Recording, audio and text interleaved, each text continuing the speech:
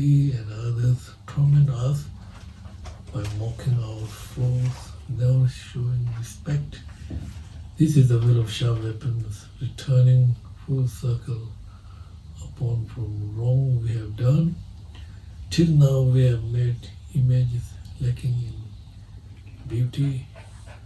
By venting our anger we have made ugly senses. Hereafter let's print books and make pleasing statues and not be short-tempered, but be of good cheer. Cheer the beer.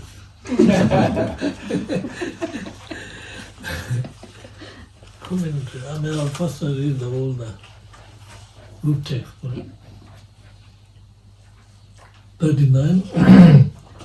When attachment and anger disturb and upset us, no matter how much we may try to suppress them, this is the will of sharp weapon returning full circle upon us from wrongs we have done.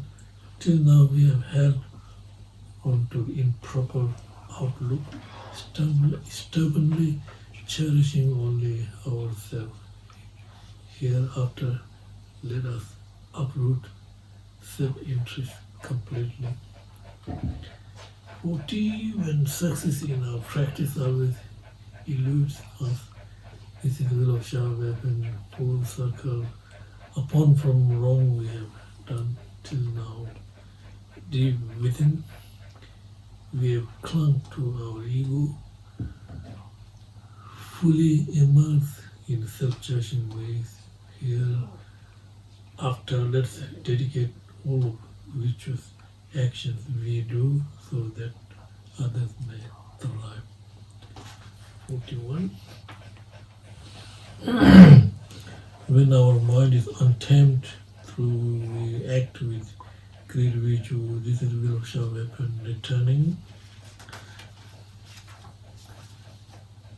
full circle upon from wrongs we have done. Till now we have engaged in those worldly ambitions that aim at success for ourselves in this life. Hereafter, let's work with pure one-pointed effort to nourish the wish to grant freedom far short. Now I will read commentary 37. Small group. 37 comment. When we wish to reach, yet all efforts fail and we remain poor, it means that in the past we have been miserly, we have made no offering to the three jewels, not given to the poor who beg for assistance. We should meditate on the giving and taking and remember the clinking tidiness has produced our present problem. Unlike before, we should now and future make offering to the three jewels, the Sangha, and to the poverty-stricken. Atisha said to save our wealth is useless because it cannot accompany us through death. To give it away now is treasure for the future. At the time of Buddha, there was a couple who lived in a house magnificent enough to compare to that of the god of wealth. The householder invited King Ajatasattu to visit them, even though his wife tried to dissuade them, right? Dissuade. Knowing that the king was a grasping, angry man. The king came and asked the wife for tea for him. 2 tears ran down her cheeks. She excused herself, saying, I am not displeased with your visit, but your clothes smell of smoke. king are just through letter order the couple to exchange their fine houses for this place. Palace. However, when he was done, the house became an ordinary stone, ruling for the king, while his palace became even more glorious for them. This result from this having given shelter to the Buddha and other beings in the past, karma. More important, the offering to the motivation illustrated by the couple who share but one rope between them, taking return to where it go to out begging. One day Buddha Shakyamuni visited their town and many people made offering to them in rejoicing at the saying. Shakyamuni, Shakya is the place in India, lineage. Shakyamuni. This is the place where he was born area in the kingdom. So their lineage called Shakya lineage. Shakya.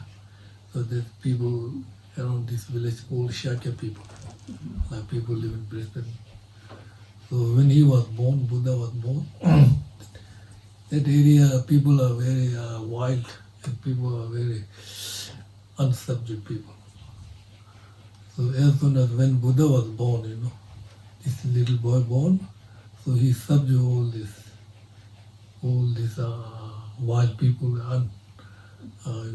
wild, unsubject people. So therefore he's called Shakyamuni. Shakyamuni means the able to remove this. Shakya means the able. Muni, in Shakyamuni mantra, Muni. The able, Mahamuni, the great able. So first, the able means he was able to subdue all these wild people in Shakya, the able. Then second, the able, Muni, the able. Second Muni is, so he subdued when he was meditating under the Bodhi tree. So he subdued all the manas, Muni. Tam Muni. Muni. Mahamuni means then he completely became enlightenment and subdue all the delusions and afflictive emotions and imprint of delusions. Mahamuni. Muni. Shakya. That's Shakya. Muni. The able, the great able. So we will receive the blessing from the Buddha. Muni, Mahamuni. So that's explanation. Shakya. Shakya,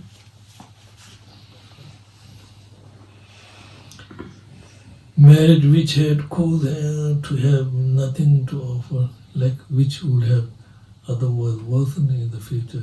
She asked Ananda if she might offer her one leaf, like written, smelly robe, arranged to leave it on the robe the next day to avoid appearing naked before the Buddha. This was done, and Shakyamuni was very pleased, carrying the robe in this golden hand for a mile or so. The offering, we should be pure. Pishipodo said, don't offer the yellow part of the green vegetable, nor the green part of the butter. He further said, don't offer incense whose smell cannot be bare. Likewise, do not hold money. Then offer mere water on your altar, for your merit will degenerate. Whenever eating or drinking, we should always first offer everything. So that's Gishipotava is Kadamba Gishi Master. So you first have no money, just go to the mountain and offer, burn all the leaves and like this. And later he became very famous. People offering money, so he offered sandalwood incense and more and more. So offering, you can offer everything, your own, or which is not all, you can offer. We might be hideously ugly and others abuse us for our faults, yet beautiful appearance is one of the 8 qualities for attractive disciples. Sakya Pandita said, having all qualities yet not being beautiful or will be belittled by others. Milarepa's disciple Rechungpa was extraordinarily handsome, and that sponsor were more attached to him than to his master. Milarepa's teacher is Mapa. So I think Mapa is his teacher. So because Milarepa created many huge negative karma. So Mapa not giving teaching and many times tried to build a house, then lastly give teaching to purify that. And then he gave his teaching to Milarepa. So Milarepa gave teaching to Rechungpa. Kagyu teaching. So lineage like this. So Mapa went to India many times. 200 teachers received. Spent very hard time in India. Dangerous. So he gave this teaching lineage to Milarepa. Milarepa gave to Rechungpa. Milarepa student. On one occasion he entered a house back, a cow kicked over the milk bucket. The mistress of the house came out and scolded him, but on seeing him her mind was changed, made offering to him instead. However, when we are ugly, blind, lame, lossless, or otherwise disfigured, so that even our own attendant belittle us, fly.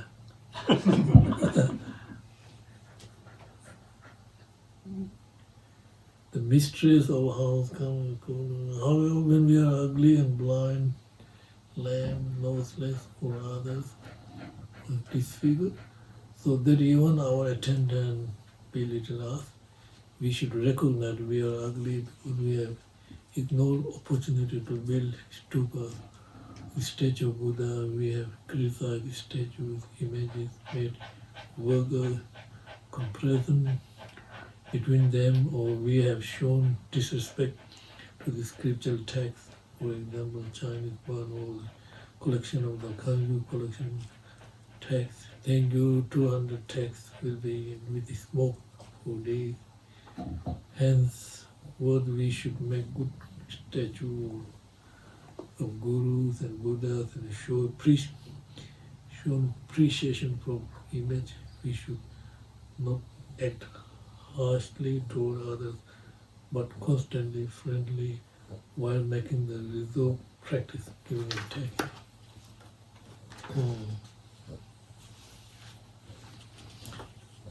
We can see the different effects of the appearance when we travel by train. For people of certain appearance are respected by all, even the ticket collectors, while those of poor appearance are abused.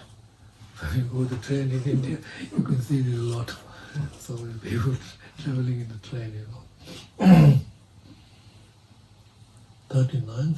Sometimes no matter how we may apply antidote to our attachment, it is only increased.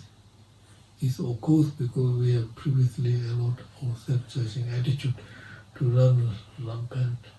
No longer shall we have dominated by this great enemy, a self-judging attitude, which is the cause of so many detrimental activities. Similarly, it may mean that no matter how hard we try to practice the teaching of creative part, or even the developing and completing stage of Tantra, we make no progress. This is because both in this and past life we have had base motivation and have forsaken good thought, the will of Shavit returns,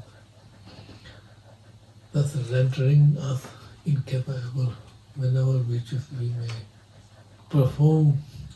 From now we shall be motivated by not a fraction of the selflessness, but solely by the wish to benefit others.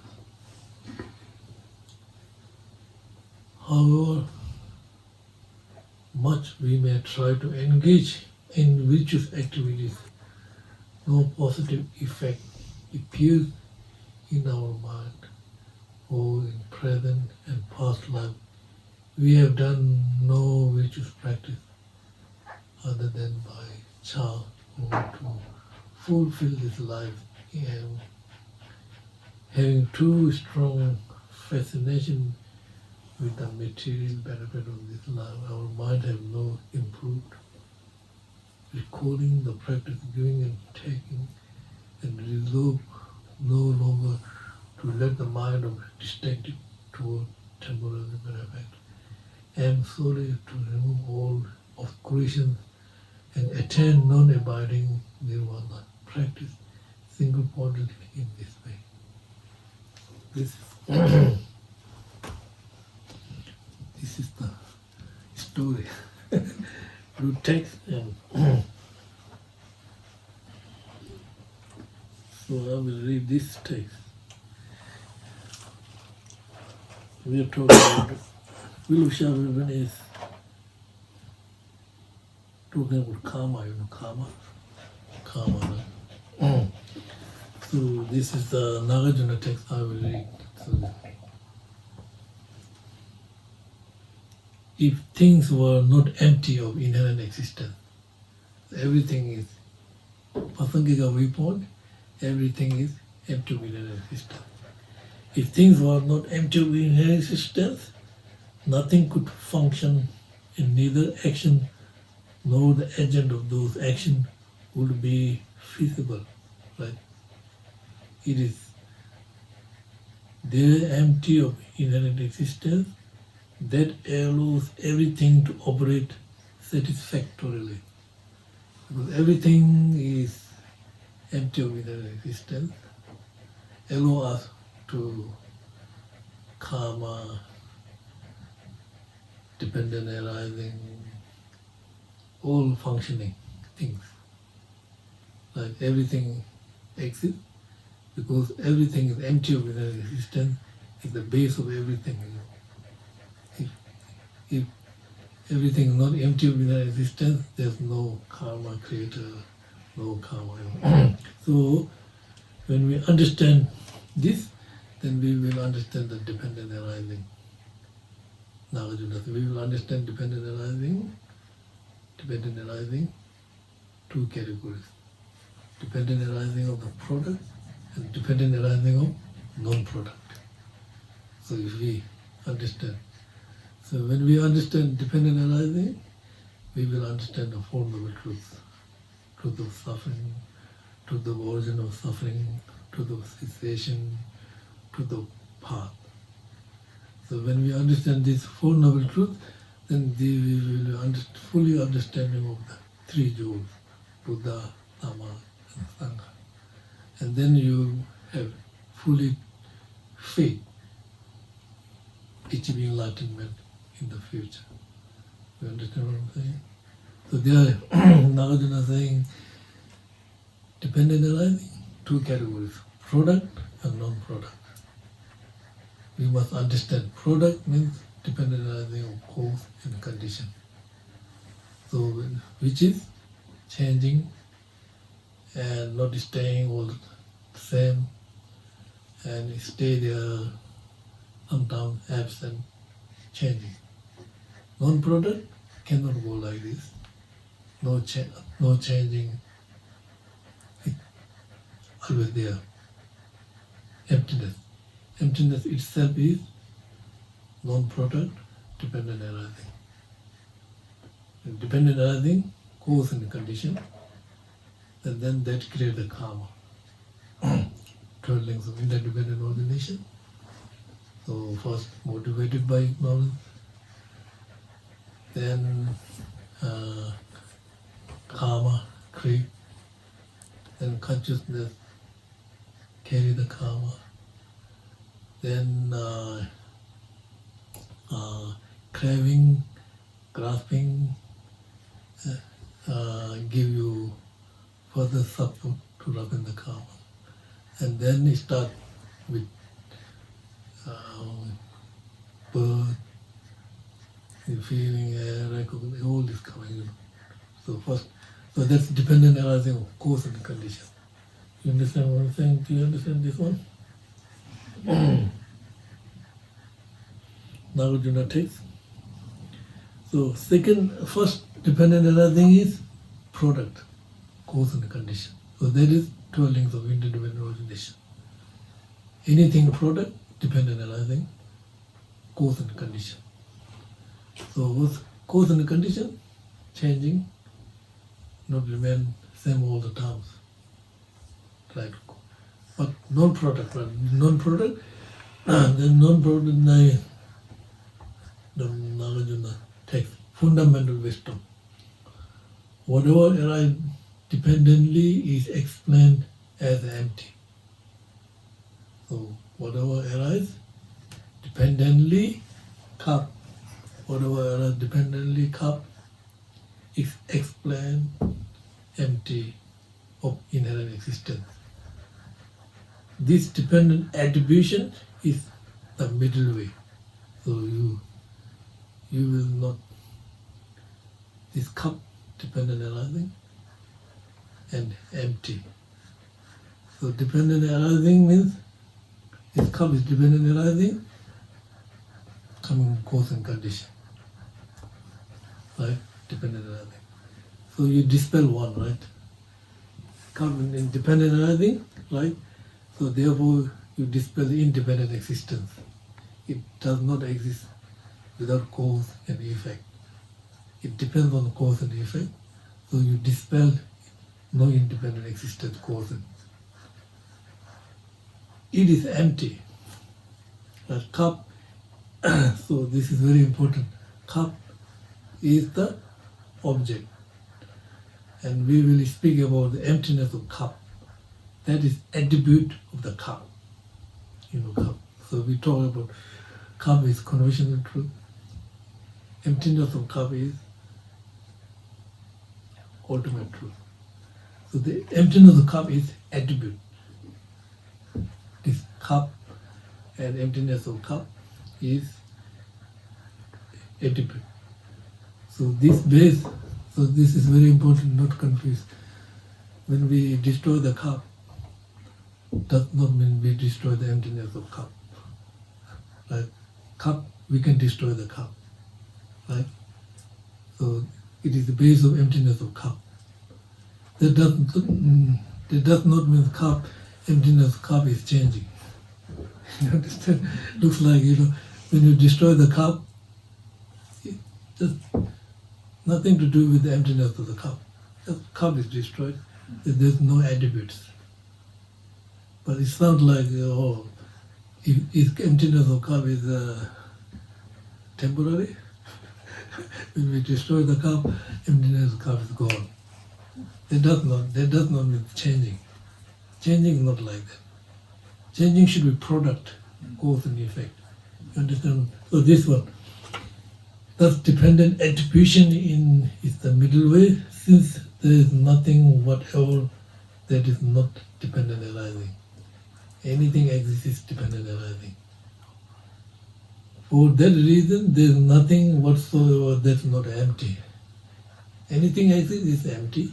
Anything exists is dependent arising. So empty. So this is very important. Empty means not saying non-existence. Empty of non-existence.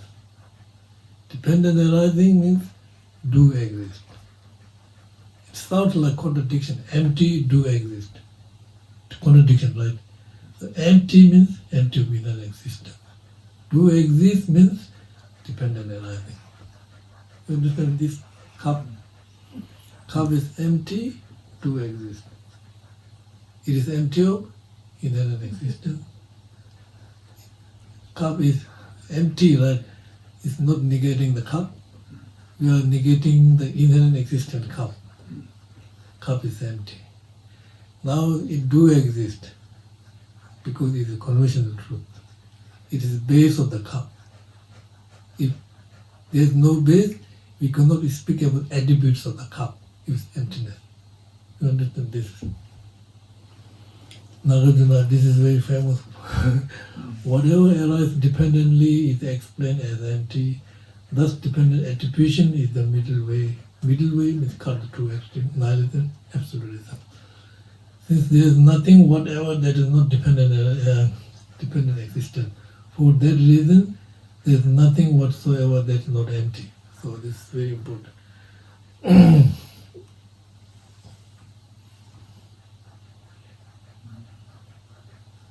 You understand this one? Baby.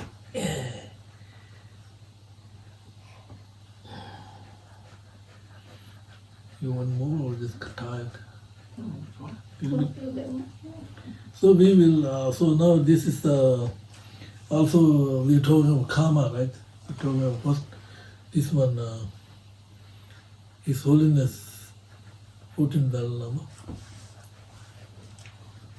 composed, remember, he composed text for the 17th Indian Master Press, just composed, right? His Holiness. So he said in this text, by understanding the true truth, the nature of the ground. True truth is nature of the ground. True truth is knowledge. We have to understand knowledge. I will ascertain how through the Four Noble Truths we enter and exist samsara. So if you understand true truth, then you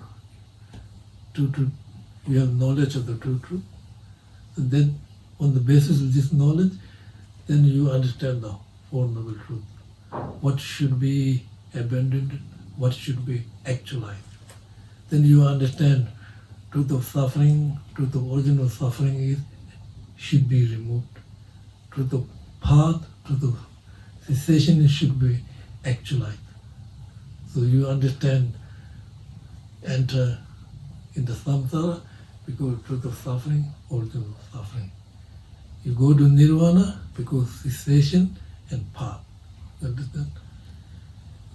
I will make firm the faith in the three jewels that is born of knowledge. It's three jewels. Three jewels born from knowledge of the Four Noble Truths and two truths. That's true truth. May I be blessed so that the root of liberating path is firmly established within me. So that means you are your own master, you are your enemy. If you understand your mind, you are your own master. If you don't understand your mind, you are your enemy. Nothing to do with, you know what I mean? Because this is saying when we understand the true truth, then we have knowledge what is conventional truth, what is ultimate truth. Then we realize conventional truth is truth for the ignorance. Therefore it is mistaken. So then mistaken, what do you need? You need right truth. This is ultimate truth. The ultimate truth is not mistaken mind. It is truth for the wisdom realizing emptiness is real truth. Truth for the ignorance is ordinary truth. It's truth for the ordinary people, not for the Arya being. Something truth for the Arya being is real truth. So something truth for the ordinary being is not truth. You understand what I'm saying? In the Milarepa poem said, when ordinary people look for me, they think I'm crazy. When I look ordinary people, I think they are crazy. So this is like true. Milarepa is because he is enlightened being. But ordinary people look him is like crazy. Yeah. No clothes, no food, looks very skinny.